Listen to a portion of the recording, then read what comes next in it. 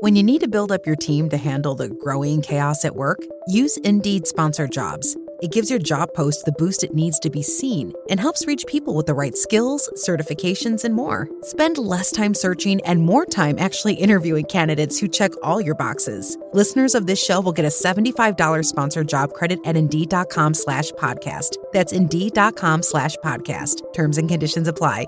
Need a hiring hero? This is a job for Indeed Sponsored Jobs. As always, should you or any member of your team be caught or killed, the Secretary will disavow any knowledge of your actions. This message will self-destruct in 5 seconds. Good luck, Ethan.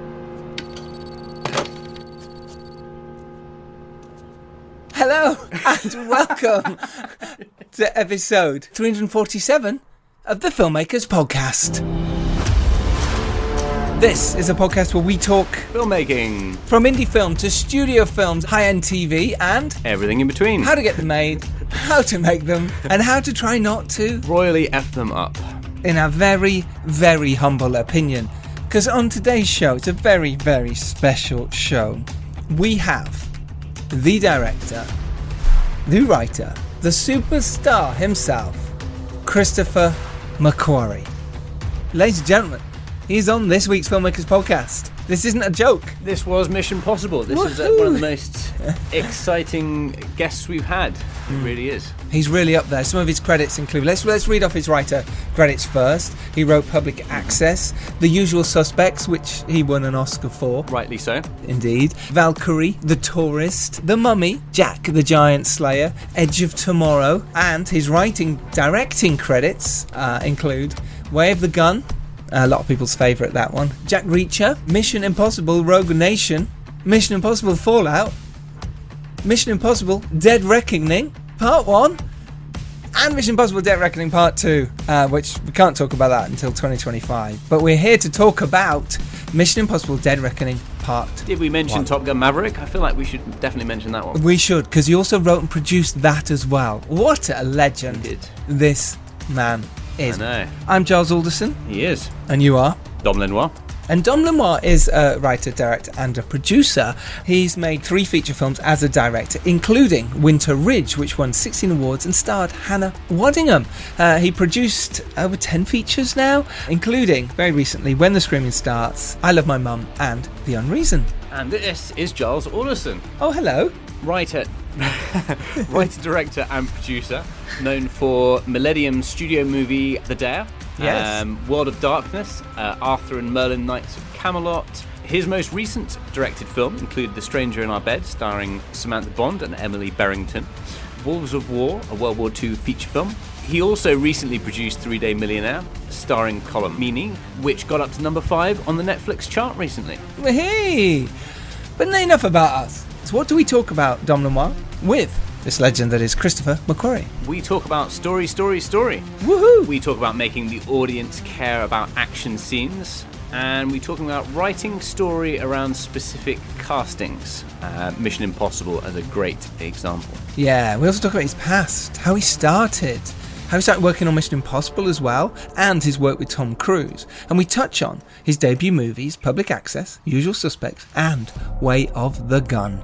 We also asked you, lovely people, for some audience questions. We had some incredible questions, but obviously with someone like Christopher with so much valuable information, we only had a limited amount of time. Yeah, and we asked as many as we could. Christopher was amazing with his time, wasn't he, Dom? He really went there with some of his answers as well. Just what a guy. He was, and I think this is such a fascinating episode because we really did tie it into story and we really did tie it into performance, and I think the trio of how this all comes together with the writing, the casting, the performance, and the storytelling, it really is a fascinating insight into the genius of making a blockbuster movie that actually has meaning and doesn't lose your audience. Yeah. He understands story at such a deep level, like what scene doesn't work, what scene does work, how to get feedback from people in audience screenings, all of these fascinating things that you need to fix to make a film gripping. And we love this film. I'm a huge Mission Impossible fan anyway, and I couldn't wait to see this, and I really wasn't disappointed. Honestly, it was just brilliant. It was so fun, so thoughtful, so intelligent, so the kind of movie that you go to the cinema for. This is what cinemas, I feel, are made for, this kind of a movie in today's age. It's just fantastic. It is in cinemas from the 10th of July, so I suggest you find the biggest screen you can. With the Dolbiest sound possible. And even more exciting is next week. We're kind of doing a Mission Impossible Part 2, but it's not Dead Reckoning Part 2, it's the podcast Part 2, because we are going to... Pod Reckoning. Pod Reckoning, I like it. We're going to have on for you Eddie Hamilton. Yes. The editor of Mission Impossible Dead Reckoning Part 1 and Part 2. The editor, you could say. The editor. God, you're on fire. There's going to be also 2 other guests. Absolutely outrageous guests, which we're not going to tell you yet, but we're not going to tell them. You will be very, very excited when you see. And it was filmed, so we got something special, really special for this plan. Yes, so that will be on YouTube for you. Keep your eyes and ears peeled. But that will be next week. Also announcing the post-production Demystified, a Zoom course for producers and directors. It is Saturday, July the 22nd from 1 p.m.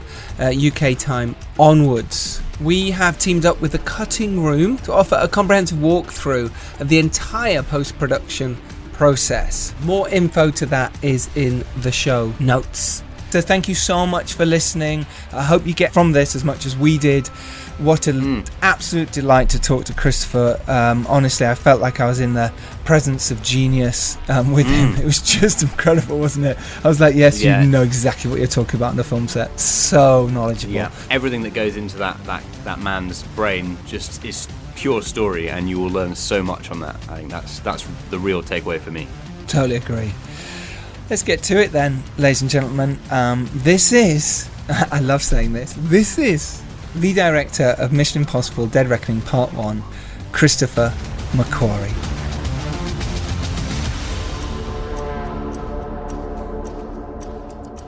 Well, welcome to the Filmmakers Podcast. Thank you. Glad to be here. So we're very much a filmmaking podcast, so we're going to go into the details of how you make films, how you got there, the fun and tricks and the challenges along the way. Okay. First of all, a massive, massive, massive congratulations on the movie. We watched it last night. It was unbelievable.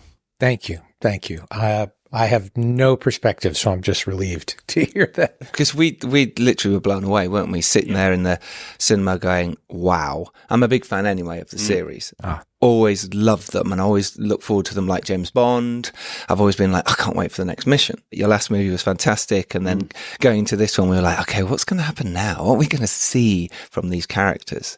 Is that something that you look for when you're starting out with finding the story? How do you weave in what could work for you, when you're trying to think of the next mission? The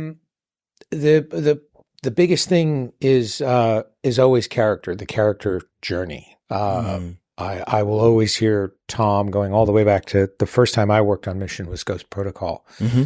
He's always looking for ways, the word he uses is to be hooked in to the character, to be invested in the character. And these movies, because they're about big global stakes and world-threatening plots, that creates a lot of obstacles for being hooked into the character. It's not enough to have the character needing to save the world. It's pretty obvious, and it's actually an abstract notion. The idea of millions of lives at stake, those are lives you don't really see on screen, and it all tends to become abstract. So how do we get the audience invested in the character, feeling affinity and feeling empathy for that character as quickly as you can, and then maintaining that and turning up the pressure on that throughout the story. In this, Tom is all about saving the people around him, and we care as much about them as he does. Yeah. Well, it's about placing him in a position where he has to choose between his duty, which is saving the world, and his personal relationships, keeping his friends alive. And we've pushed that a little bit further with each and every one. And then especially here in Dead Reckoning, Part 1. Simon came onto the franchise in Mission 3 before I was involved in it. And I remember meeting him on the set on Ghost Protocol on the day when Tom was doing the gloves. He was being told how to use the gloves to climb up the Burj Khalifa. Yes. And I had just landed and was brought to set and looked through the door of a hotel room, and there was Brad Bird and Tom Cruise and Simon Pegg. This was my first moment on Mission Impossible. And Tom saw me in the hallway and he said, come here, McHugh, come in here. And he's got the gloves on and he said, we're trying to explain these gloves. The explanation's too complicated. It's too wordy. And we need a simple way of expressing how the gloves work. And I said, well, how about blue is glue and red is dead? And Simon Pegg and Brad Bird were looking at me going, who is this guy? Like, where did he come from? Plucked off the street. Yeah. Literally. And Tom was like, guys, this is McHugh. We worked together on Valkyrie and he's going to be rewriting the movie. And everybody was and I looked like they were all looking at me like I had snakes coming out of my ears. I bet. And Ghost Protocol was 10 weeks into a 17-week shoot when I was parachuted in. And they'd shot all the big exterior stuff. And they'd done the whole climbing up the Burj. But they hadn't done what I call the reasons portion of it. And the reasons are the thing that we contend with most in on set, in phone booths, in cars. You squeeze them into smaller and smaller sets because a lot of times the reasons need fine tuning. You can reshoot and alter the reasons. You can't reshoot. You can't go back to the Burj and shoot him on the side of the building, at least not easily. So I had come in and was looking at the reasons for the story as an outsider who was not immersed in the movie and had a different perspective on it, and said, okay, we got to rewrite all of these things that you haven't shot yet, and you have to reshoot specific things that you have shot, but only because, and I could only do that because the sets still existed. Right. And that led to my first conversation with Simon Pegg. And I ended up in a trailer with Simon Pegg, Jeremy Renner, and Paula Patton, and was explaining to them how everything they had been shooting for the last 10 weeks was no longer the story they were shooting. What a great intro. Popular guy. Oh my God. And they were, and now they're looking at me like I'm a lawyer who's come in to repossess their car and evict them from their home. And Jeremy and Paula were completely thrown, because suddenly Jeremy Renner's backstory got tossed out. And Paula Patton's story was changing right before her eyes. And Simon was losing this mass gag that was the big mass gag in the third act of the movie. And because I had the perspective of not having worked on the film, I could see that the mass gag cost $15 million. Because of all of the complications associated with getting one to that mass gag. That was a big learning experience for later missions, because you get tunnel vision. You get caught up in things you think you have to do, and you forget how you got there. And so to have moments of clarity in real time while you're making your own movie and say, do I really need this? Why am I? And as soon as I say, we have to do this, I ask myself, why? Why do you have to do it? Do you have to do that because of a rule of cinema, or do you have to do that because of a rule you made up? You wrote that rule. You can unwrite it. And Paula left. Jeremy left. They were. I don't want to say they were satisfied, but they were accepting of their fates. And Simon was really struggling with this mass gag thing. And I said, why is the mass gag important? Why does it matter to you? And he said, because I don't want to just be the computer guy. And I see if this is the one thing I had to do in the movie that wasn't just being the computer guy. And I always want this character to evolve. And I said, if I can get you something other than the mask gag that isn't a computer thing, will that be okay? Yeah. And Simon said, yeah, I just want Benji to do more than just a computer. So that became a series of negotiations whereby I presented the end of the movie to the studio, who were very reluctant to make changes this late. They were just panicked because we were seriously altering the movie. They also had a preconceived notion of what they wanted Jeremy Renner's arc to be. Mm. And so I pitched them this very reduced sequence because Brad Bird had pre-visualized the entire parking garage sequence. I don't know if you remember that whole, okay. Mm-hmm. My assumption is you've seen the movie. Yeah. Yes, of course. Definitely. So if I sound presumptuous, that's why. So the parking garage sequence had been pre-visualized within an inch of its life. Brad's an animator, and he had totally figured out that sequence. There was then this sequence on the page with the rest of the team, which could in no way, shape, or form be integrated with this parking garage scene. And a lot of the script was written like that. There were fantastic ideas, but there was no way to edit them together.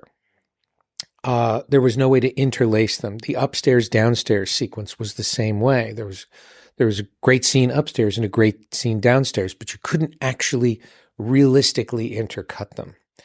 And what you had to do with that scene is write it in real time. You had to actually edit it on the page. And because I had a lot of experience in editorial, that really served me on Ghost Protocol. I was giving Brad Bird the pieces that he needed to serve him in the editing room.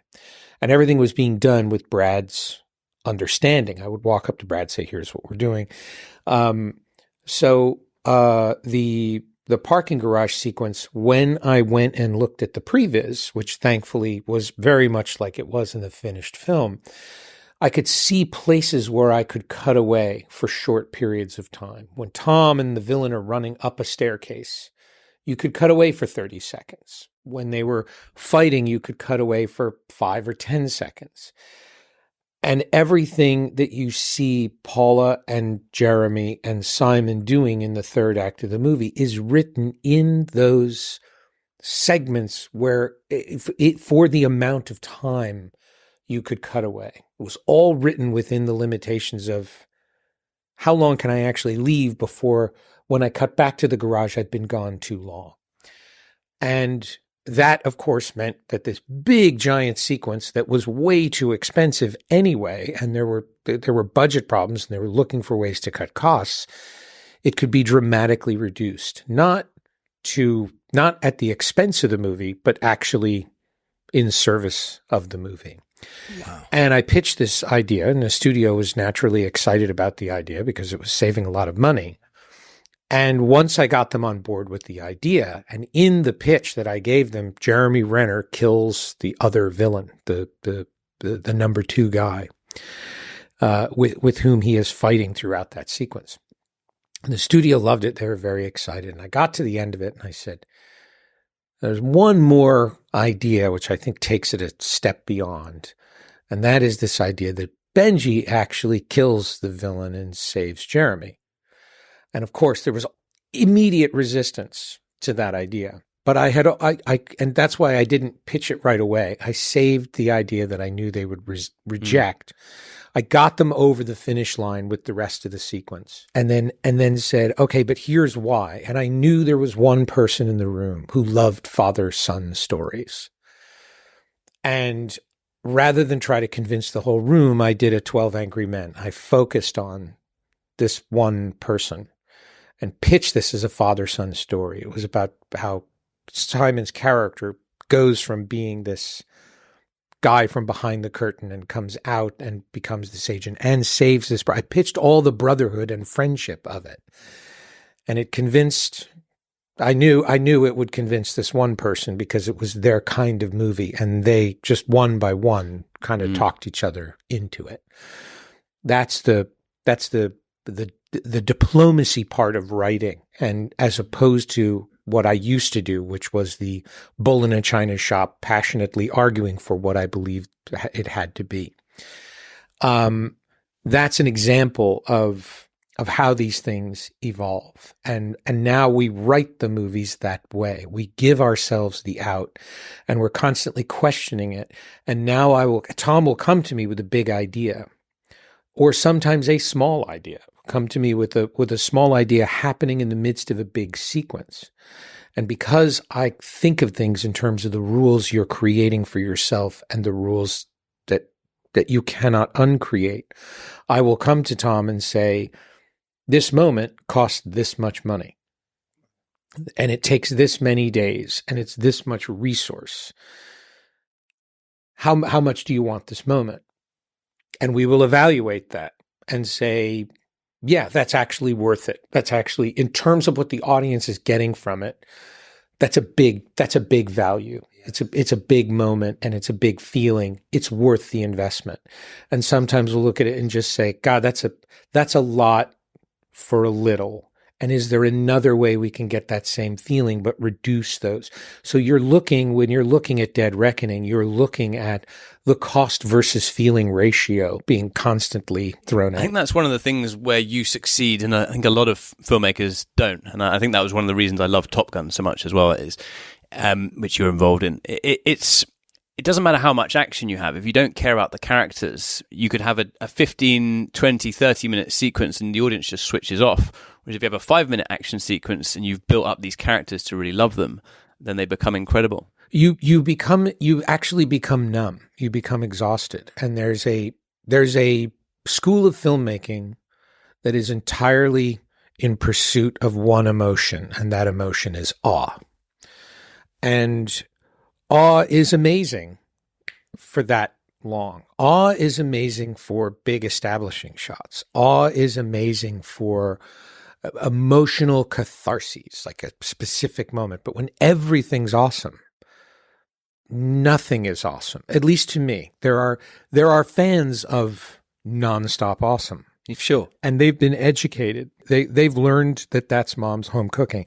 The same way my movies that I make are based on my mom's home cooking. And there are people who find that, frankly, kind of staid and boring. I totally understand why certain people look at my films and go, they just don't get my style. Right. And I want to be very careful with that word, because I don't know that I have one. I'm not in pursuit of a style. And Dead Reckoning is as far out as I have gone in terms of no touchstones and no references per se. In Rogue Nation, it was self-conscious winks and nods to The Parallax View and 3 Days of the Condor and movies that I loved, and we were doing little nudges and things like that. That, in retrospect, all that stuff is kind of cute, and I it's not that I regret doing it. It's just I've outgrown it. With Dead Reckoning, there was absolutely no specific creative vision. I put that in air quotes, that I was in pursuit of. I went in saying, I'm going to find what this film's style is. I'm going to find the look of the film. It's all going to be determined by the necessities of story. The one thing that's vital, and that you pointed out, is character and emotion. And in Top Gun Maverick, the formula was very, very simple. Top Gun Maverick, in every scene, the pressure on Maverick had to increase. And we whiteboarded the entire structure of the screenplay that I was handed and said, we're not going to change the structure of the movie. We're just going to increase the pressure on Maverick in every single scene. And we cannot move on to the next scene until we've increased the pressure on Maverick. So much so that in the middle of the movie, the beach volleyball scene, we increased the pressure on Maverick yet again. And it threw the whole movie out of whack. We couldn't get the love story to work, and we couldn't understand why. And it's because in that scene, John Hamm originally walks up to him and says, "Why are we playing games?" He has that whole scene. And Maverick answers him, and then John Hamm kneels down next to Maverick and says, "The mission's been moved up 1 week." And he pats him on the shoulder and walks away. It's a little bit of a F you. Yes. And then the audience rejected the love scene. They were just rejecting the relationship between Penny and Maverick. There was another scene that came after it, and then they went home and she invited him in. And Tom said, I think we need to cut this scene between Penny and Mav before the love scene. It's just kind of a bummer of a scene where he's feeling bad about what just happened. And I said, I think we need to cut deeper. And he knew, and I saw Tom's face. He went, oh my God. He goes, and I said, I don't know if it'll work. He goes, it's absolutely going to work. It's absolutely going to work. So we cut John Hamm and his blocking out of the scene. And when you see John Hamm walking away from Tom, and Tom's watching the football game continue, John Hamm's actually not there. We took him from another shot and stuck him in, walking away from. So we changed the blocking of the scene. And suddenly the movie had this lift, and you realized the audience just needed a break from all the pressure. Yes. But the audience can't diagnose that. No test screening is going to tell you that. What the audience is telling you is, I don't like this part of the movie that in a vacuum is working.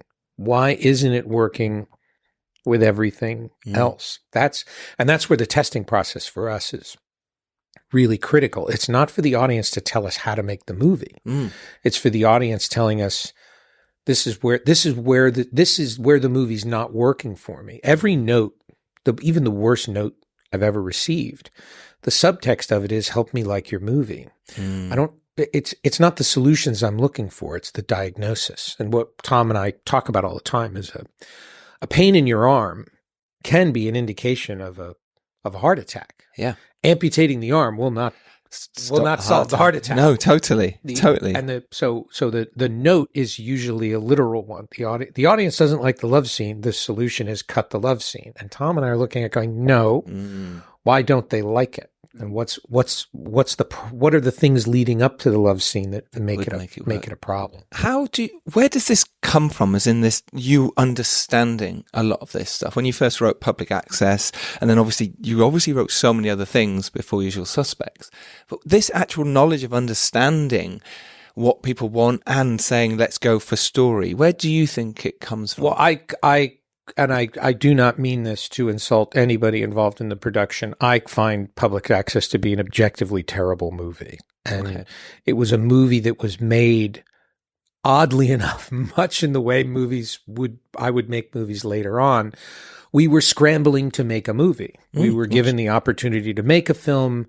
We had the plot was just thrown out there. Because it was thrown out as an idea on the spot, and it was an adherence to rules that we created and did not have the experience to uncreate, and it only worked. And I say that in the most figurative sense, in that it went to the Sundance Film Festival and it split the grand jury prize, and that's because there were 4 jurors, and 2 of them hated our movie and 2 of them hated the other movie. Right. And now there are 5 jurors. So that'll never happen again. Got you. And because it had a political thrust to it, it was in the right place at the right time. But if you step back and you look at that movie objectively, there is considering how much it was made for, there's some fairly inventive filmmaking, but it's a mess of a movie. But you got it made. That's the we thing. got it's it so made. hard for a first but time. Then when yes, and that was a testament to a million other factors that led to that.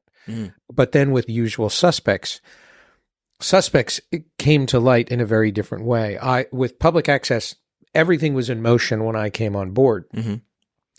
With The Usual Suspects, it was put to me to come up with a story, and specifically to come up with a story I had come up with the title, and then I came up with the poster, and then I was told to come up with a movie to go with that poster. Oh, wow. Okay. And then I came up with the ending of the movie, and everything was reverse engineered from that. So The Usual Suspects is all a magic trick that's focused on an ending. It's all working towards a punchline. And it's information. It's all dialogue. It's all exposition. Yeah. It's all information that's in service of one specific emotional result. Top Gun Maverick is all emotion. And it's all emotion wrapped around training. I'm basically taking the audience. We are basically taking the audience and training them to go on this mission in the 3rd act of the movie. And investing them in all of the characters so that when those characters go on that mission and things go wrong, you don't need anybody telling you what's going wrong. You know it's going wrong. Yes. You don't need to understand how specifically hard it is to hit that target and what challenges they're going to be. You've been educated into all of it so that in the 3rd act of the movie, you're just experiencing it with them. Top Gun is the crystalline example of your initial question, which is your initial question is how do you take the audience and put them into that so that they are experiencing the emotion? If you watch Mission Impossible, nothing happens where you don't know what's supposed to happen before it doesn't happen. Yeah. The team is always planning and plotting and scheming, and that's what all those flash forwards are for. It's all to create a sense of here's what's got to happen. And if any one of these things doesn't happen, everything's going to go wrong. Everything that's supposed to happen allows you to go, oh, this is not, you're now in the experience with Ethan. So how do you work in, because obviously you have a really good grasp on story and characters. How do you then create a freshness? Do you do rehearsals with the actors, or do you kind of like to throw them into it? Like how does that work with you? You cast Haley Atwell, you cast Esai Morales, you cast Shea Wiggum, Greg Tarzan Davis. You throw in new and interesting and compelling characters who disrupt that stasis with these characters with whom you are familiar. You have a familiarity and an affinity. Assuming you have seen previous missions, we don't assume, which you should have done. We don't. Yeah, we don't ask you to, and that's a critical thing about Top Gun as well. We don't ask you to remember the first Top Gun. We don't assume you have seen it. We don't take your appreciation for that movie for granted. We don't assume you're a fan. Fan service and fandom is poison. It is deadly. It's great when applied like a very, very, very strong spice, very judiciously. If you happen to have seen the other movies, great. Yeah. I don't count on it, because what happens, the danger of that is I'm asking you to leave the narrative and remember another narrative and come back. Two things are certain to happen. One, if you know the movies, you've still left the narrative, and I have to spend precious energy bringing you back. Yes. I'm trying to immerse you in a story so that you're not aware the story is happening until it's over. Or you didn't see that other movie, and you're suddenly aware that everybody around you knows something you don't. And in either case, you've disrupted the narrative, you've broken the chain, and you do so at your peril. You can do that. That's fine. Just know that when you do that, you've broken a stream of consciousness that you've created from the very first frame of the movie, which is unavoidable, but you're always going to have some disruption. I would say Maverick was as successful as it did because the disruptions to that chain are very, very, very minor, and you're almost instantly swept back into the narrative. You put that movie on, you watch it, and you're along for the ride, and you don't have to think about what's happening. It's not to say that I don't want you thinking. I just want you thinking about the movie after. I don't want you working to watch the movie. And you can feel that when you're watching certain films. You can feel the filmmaker's intention. You understand what they want you to feel. But you're not necessarily feeling it as much as you are putting it together in your head. You are, in certain instances, giving them a pass. I see. And saying, this is a little bit incoherent, but I kind of knew what they meant. I find that, I find that to be a failure of imagination on my part. If I do that, if I'm at a place where I'm bullshitting my way through the action, it's a crime. I'm asking you to do the work and pay for the experience of doing it. Right. So that's what you're feeling when you're watching these movies. It's just we're working that much harder to remove you from the effort of watching the movie. And the only effort I want you feeling is reminding yourself to breathe. This film does it brilliantly. Like, it didn't let up. It just kept going in this wonderful way. And those moments when you did get the information, you were like, I need to know this information. I need to listen hard because I might miss something. And that's genius. It's really skillful filmmaking. I suppose it's true. After Public Access, obviously, there was obviously other bits and pieces you'd written in between, but then The Way of the Gun happened. Maybe talk really briefly about that and how that's influenced your work now as a director. Yeah, so The Way of the Gun was a film I didn't want to make. I wanted to make anything but another crime film. Right. And I was met with constant, after winning the award for the Oscar for The Usual Suspects, I thought, now, I was in the Coppola seat. Coppola won the Oscar for writing Patton. That's right. And he went on to be Coppola. And I thought, oh, now I can parlay this into, and I was being summarily rejected everywhere I went. Nobody, and I admittedly was way too ambitious in what I was trying to do. I didn't know enough. I didn't understand how to build slowly. The guy you want to look at is Rian Johnson. There's a guy who just understood how to methodically build his career. Right. And push himself further and further. Matt Reeves is another guy, just very methodically built his career, pushed himself further and further. Don't emulate my stupidity. Emulate their very smart, very, very rational, frugal filmmaking. They're also not indulgent. As big and as ambitious as they get, they're not indulgent filmmakers. Nolan, another one. Chris Nolan, probably the crystalline example of a guy who went from Following to Memento to Insomnia. You watched him just kind of slowly spreading his wings, and he's always very conscious of the cost of his film, who his films are for. He's already marketing the movies, he's making the movies. Very, very smart about how the industry works and how to control all that stuff.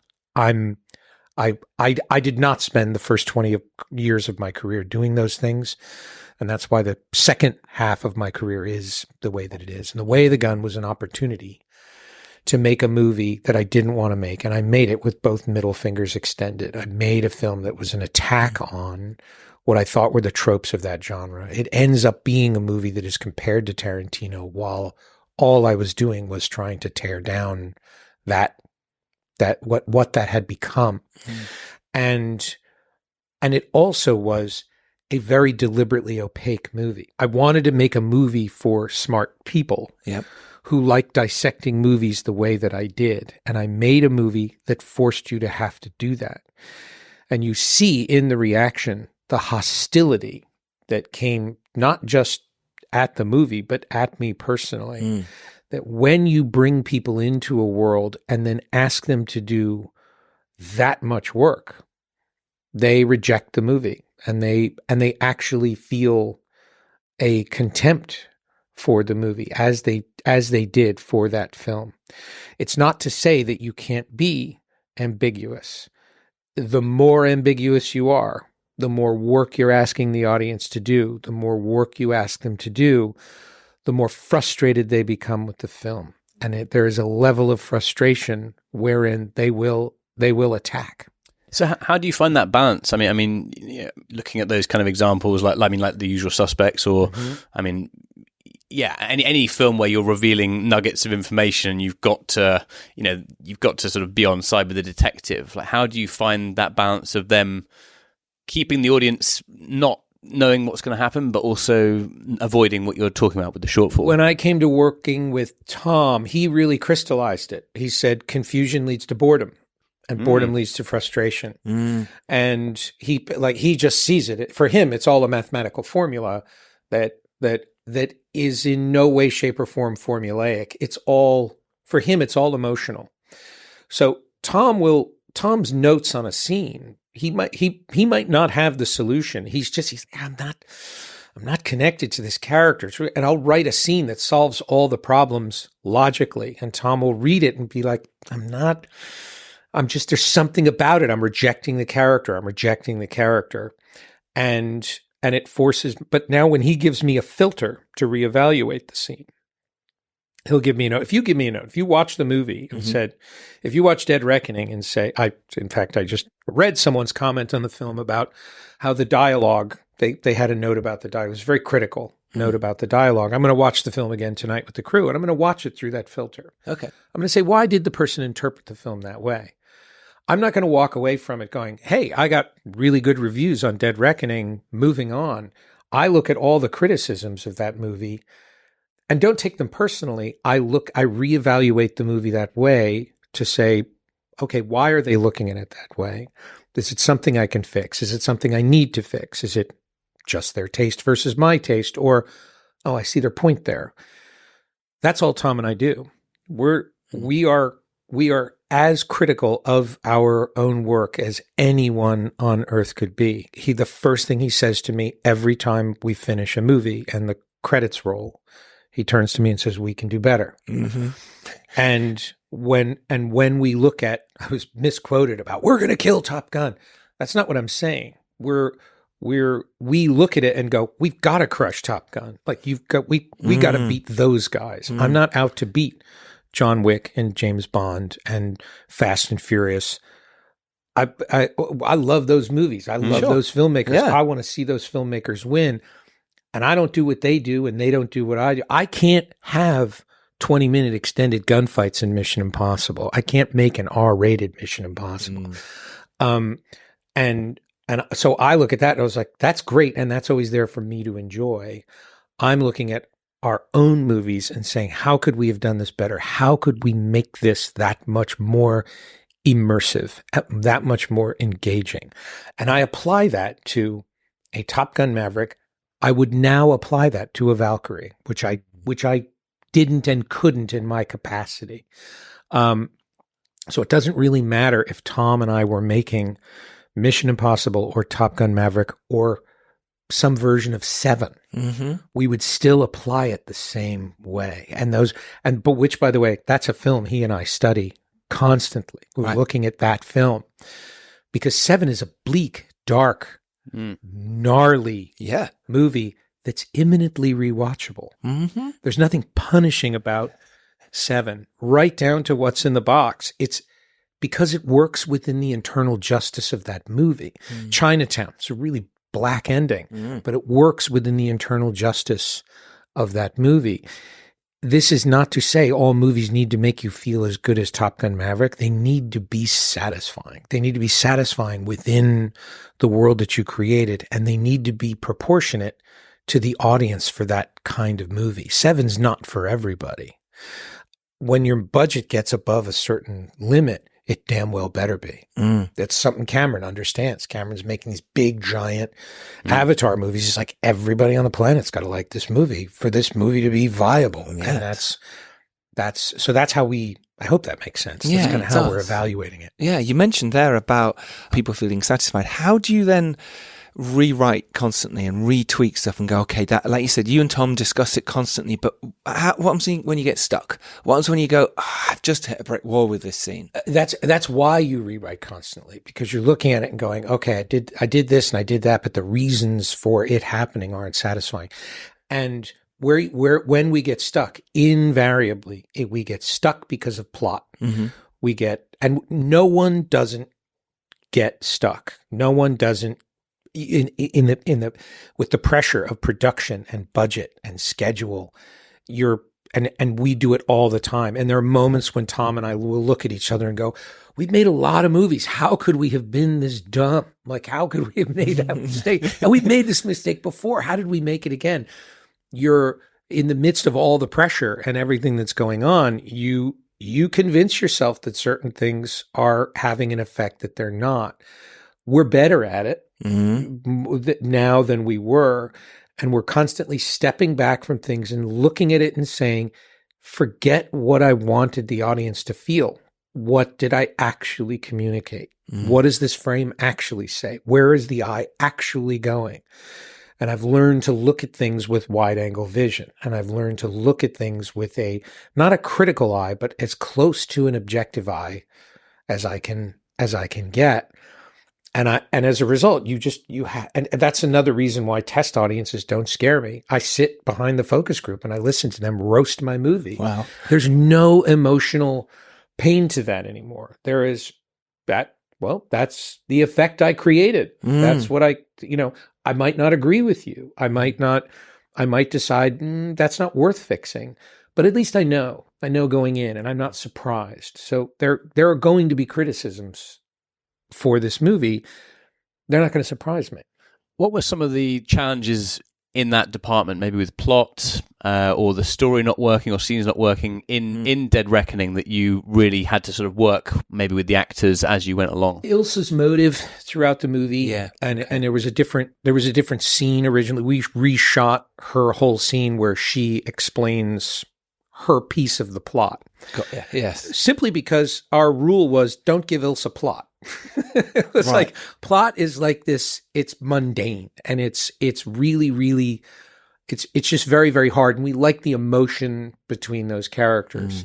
And I gave Ilsa a very different motive and a very different backstory.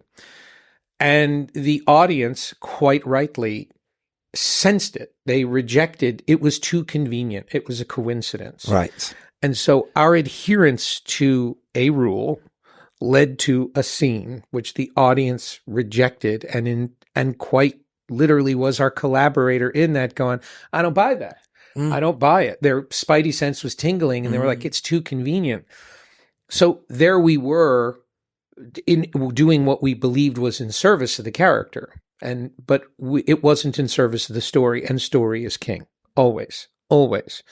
And that's just Tom and I just constantly saying that all the time. And actors will come to us and say, hey, can I try this? And you could say, yeah, but that takes us off story. And it just becomes a distraction. Try it. Absolutely do it. And you never know what we'll discover. But if we don't go with it, here's why. And it becomes a very democratic process that way. The actors know they can create.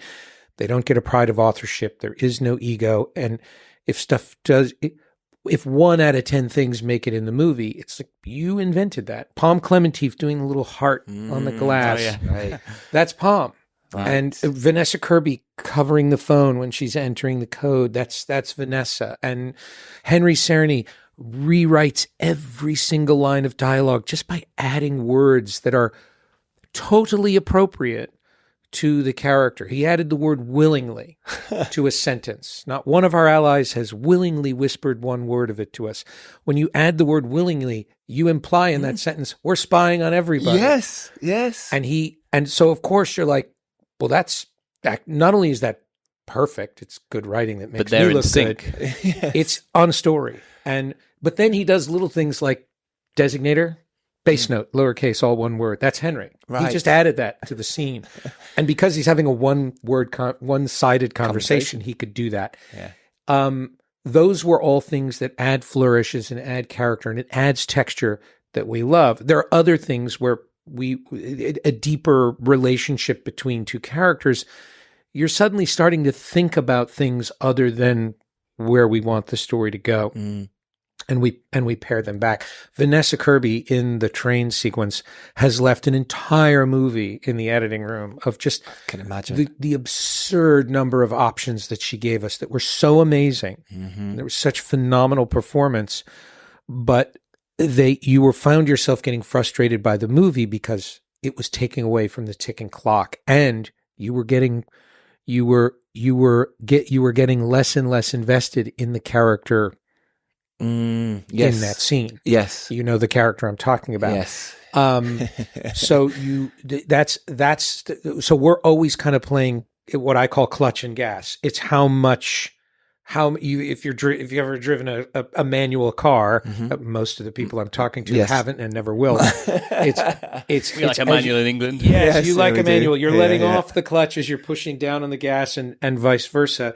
You're always constantly kind of feeling that balance as you're doing it. And the actors all know you're free to give us options. You're free to experiment. You're free to Vanessa Kirby will never give me the same line reading 2 times in a row. Wow. She'll always give me something sensational, and she's having an out-of-body experience. She looks at the monitor afterwards and watches her performance and says, she's so weird. Wow. She's looking at the widow as another person. Yeah. And specifically because of what Vanessa's doing in the third act, it will be years before people recognize how brilliant it is that she's doing what she's doing because of what's happening in the story. In the story, yes. That is a phenomenal performance. And looking at the colors that she goes through from everything on the spectrum, from vulnerability to fearsome intimidation. Yes. She's a dangerous character. Yeah. And manages to convey that without ever having to point a gun or make a threat. She's a very, very, very powerful presence. She does have a wildly unpredictable edge to her acting that I think is absolutely fascinating to watch. Like there's a spark in her eye or something when she's giving those characters. It adds so much to the story. I gotta say, all the women in the movie, really all the actors in the movie, when you look at the performances in the film, you're looking at inventive but inherently present actors, each of whom brings their own subtleties and their own personalities to it, because we don't write a role and then cast an actor. Mm-hmm. We cast an actor and then tailor the role. Clever. Yeah. Everything you're seeing coming from those actors is coming from within them as much as it's coming from the screenplay. The screenplay is following them around and saying, how about this? Yes. That's why after you've watched this movie a couple of times, when it comes out on home video, I urge everyone to watch the movie with the sound off and just follow Haley Atwell through the story and watch her performance, her expressions, the rhythmic subtlety of her behavior. Watch Vanessa Kirby, her mannerisms. Watch Tarzan standing behind people. Yes, yeah. Try not to watch Pom Klementieff wherever she is in the frame. You can't help but watch her face. Yes, and then at the top of all of that, so really critically, watch Tom Cruise. And Tom Cruise, who has a very different responsibility, and these are his words, he'll say, I have a different responsibility as a leading man than I do as a supporting player. Frank T.J. Mackey. Incredible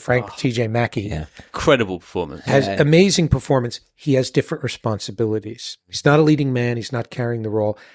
And that's not a character you have to care about in the same way as you do about a leading man in a protagonist-driven narrative. An ensemble narrative, you have different responsibilities.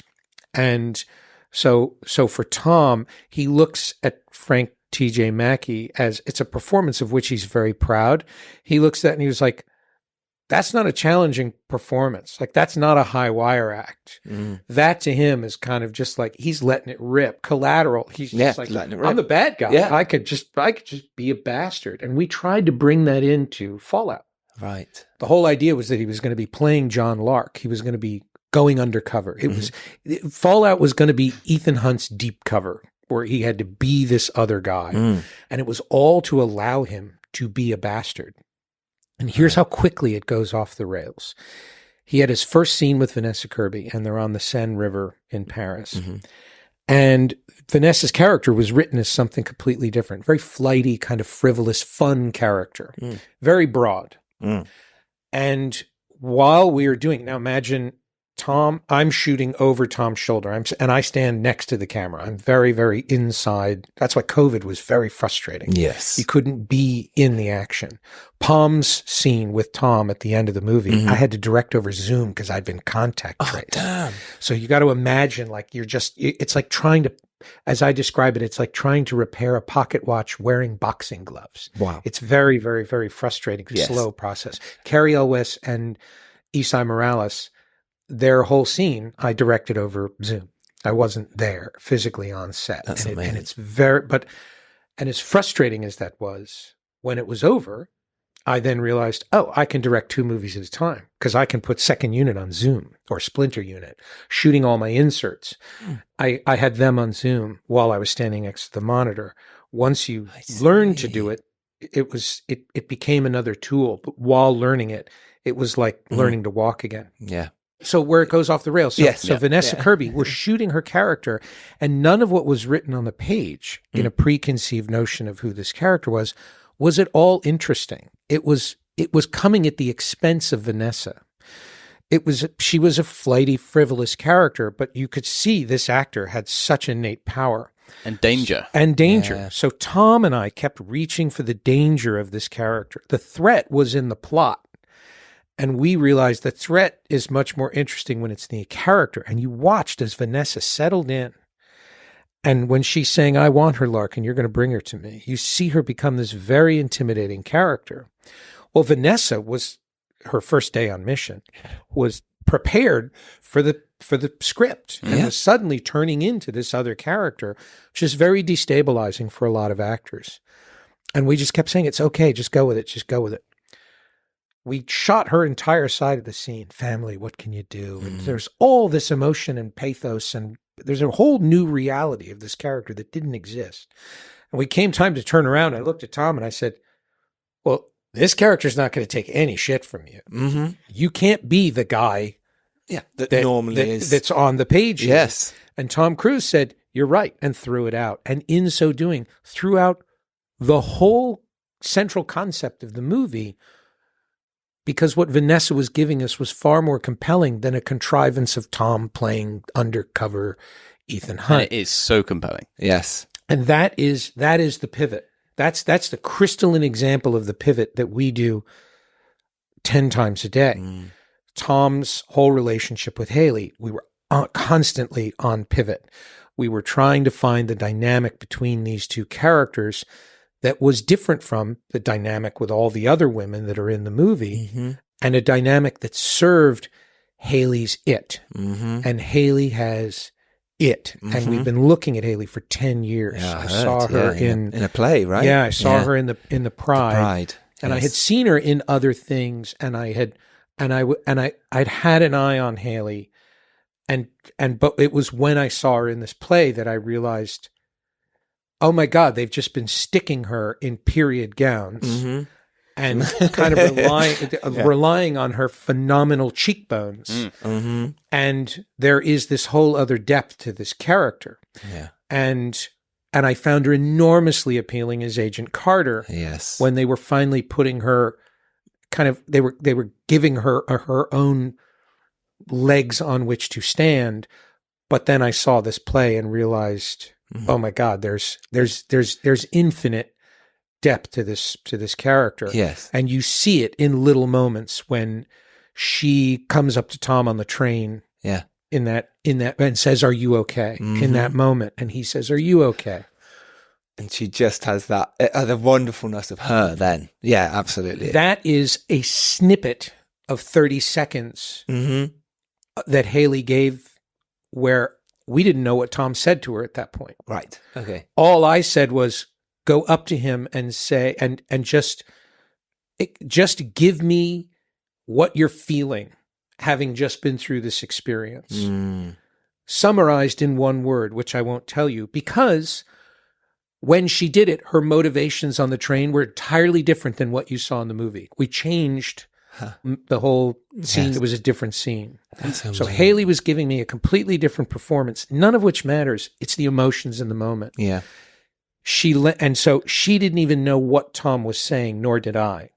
And it was only when I saw her do it that I realized, oh, I know what Tom is saying. Yeah. Okay. So what we're doing is the actors are giving us these emotional building blocks. They're creating these puzzle pieces, and we're then creating the pieces that complement it. So that scene exists entirely because Haley, with a single word, dropped down in front of Tom and gave him this vulnerability, gift, if you like. Yeah. And the shame of it was that in the course of a giant movie like this, you couldn't just stay there for 30 seconds with her because the audience is going, where's the key? Yeah, exactly. Yeah, it's like, the movie is happening. What are you doing? And I kept lingering on it.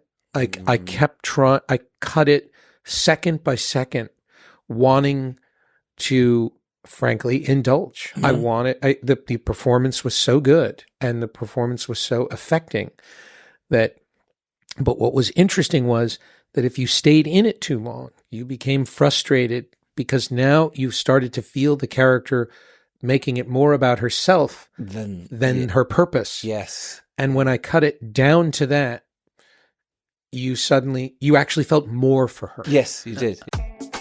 This episode is brought to you by Ferrero. Soccer's biggest stage is approaching, and Ferrero is making it easy to go all in. Pick any two Ferrero brands from Kinder Bueno to Ferrero Rocher, and you could win the $1 million grand prize, plus an exciting range of daily and weekly prizes. Don't miss your shot. Official rules apply. Learn more at goallinandwin.com.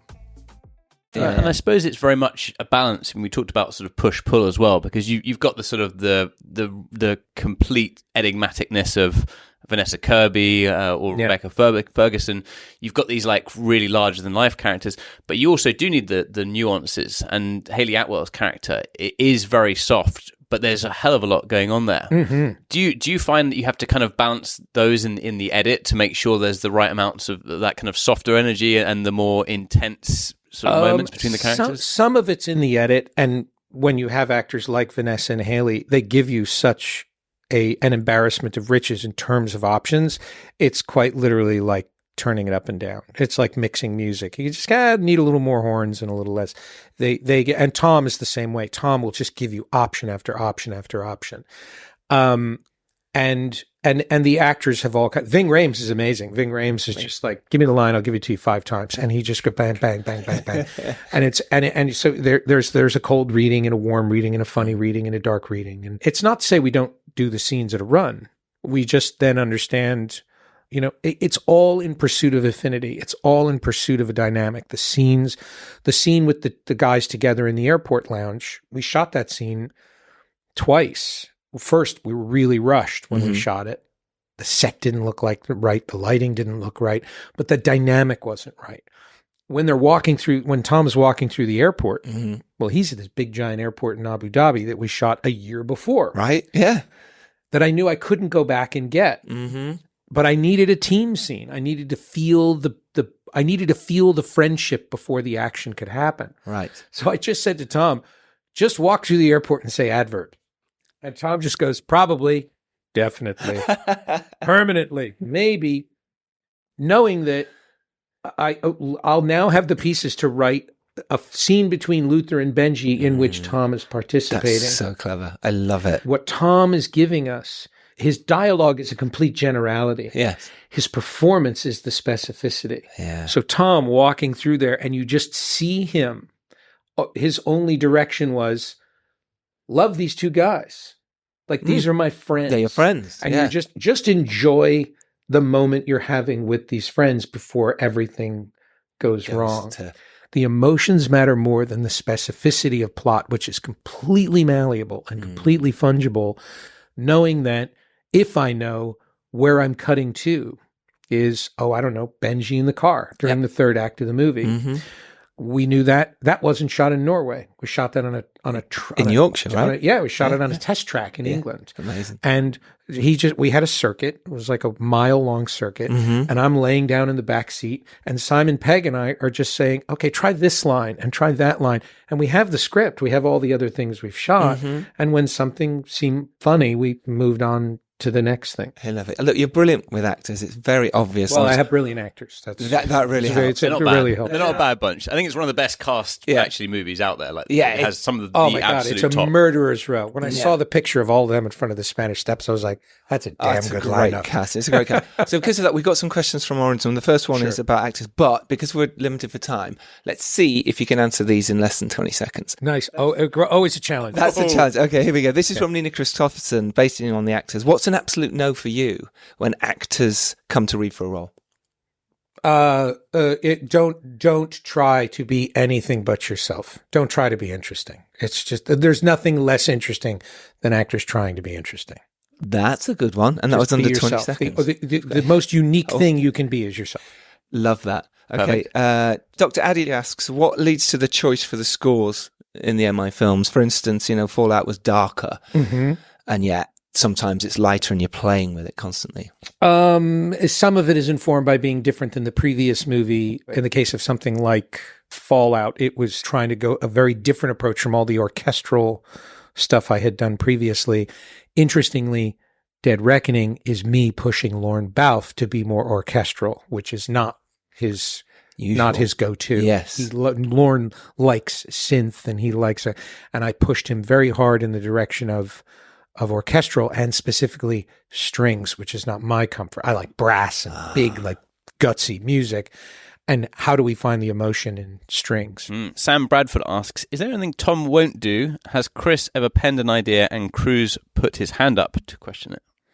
Oh, constantly. constantly. Yeah? It'll be, and there will be times when something is too broad or too weird or too dark. And I'll just say, just try it. I said, it's your movie. It's not going to go, and he'll say, it's our movie. I was like, yeah. It's our movie. You're ultimately, no matter what happens, you don't have to put it in the movie, and he'll do it. We don't say no to each other. He will suggest something to me that I don't get. The shoes on the roof of I just didn't get it. And there was no time. I was so focused on time. I wasn't really thinking about it. And shoes just became the thing. And I thought, God, we're spending so much time on these shoes when I really need to be getting off the roof. Tom understood that was character. And that was really the charm between those characters. So you just never say no, and one of two things will happen. Either the other person will get it, or the person whose idea it was will invariably say, this really doesn't work. There's no pride of authorship. You don't chase it. That's good. And last question, if you could go back 20, this is from Neil Rickatson. If you could go back 20 years, what advice would you give your younger self regarding directing a feature film or getting one made? It's all about the audience. It's absolutely all about the audience. Forget everything you have been educated into in terms of thinking about critics, awards, branding yourself as some sort of filmmaker. Don't compare yourself to other filmmakers. Just make a movie to engage the audience. That is incredible. This has been absolutely wonderful. Thank you so much. Storytelling masterclass. Yes. Oh, my pleasure. Congratulations on Dead Reckoning Part 1. Go watch it. Thank you. But thank you, Chris. I really appreciate it. Great questions, guys. This is great. This is a great interview. Thank you. Pleasure. Thank you, buddy. None of our lives can matter more than this mission. I don't accept that.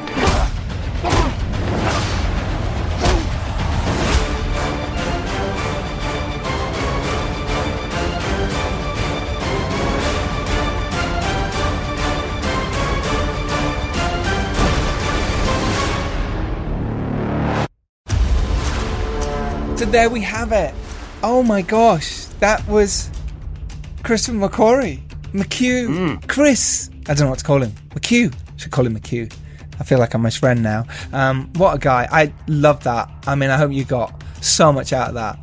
Wow. Cram-packed. I loved his history, talking about, how he got his film sort of made in the first place and learning from his mistakes. God, it was like the best hour I've spent in your life. In my life.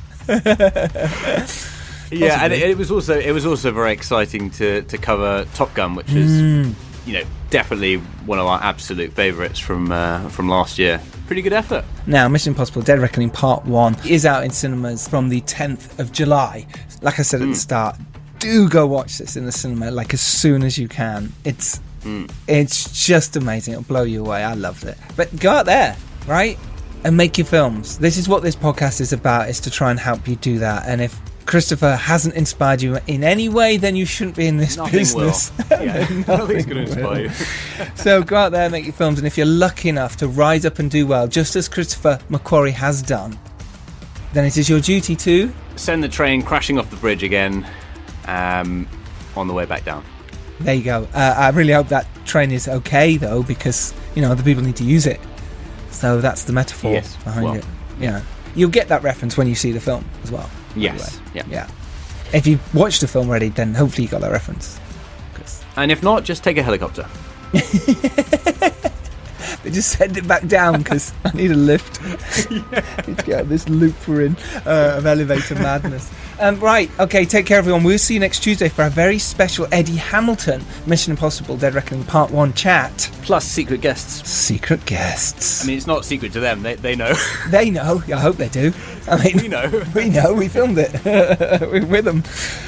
Until then, until that very wonderful time of next Tuesday, take care everyone. Thank you, Dom. Thanks, Giles. Bye, everyone. Bye.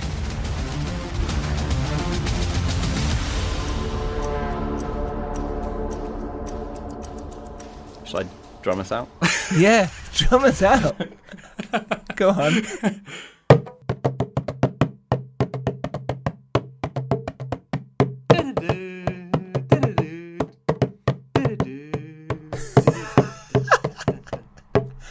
That was Dom on the drums, everyone. If you didn't know, bongo drums, bongo madness. Yeah, when you got them in the house, you kind of have to. But bongos, I can play. Oh, there you go. A man of many useless talents. A man of many useless talents. Congratulations to you. If Chris is listening to this, I'm sure he'll sign you up to do the bongos for the Day Reckoning Part 2. Please do, Christopher. Please do. This podcast, should you choose to accept it, will self-destruct in 5, 4, 3, 2... Oh, wait. Sorry. Wrong button. There we go.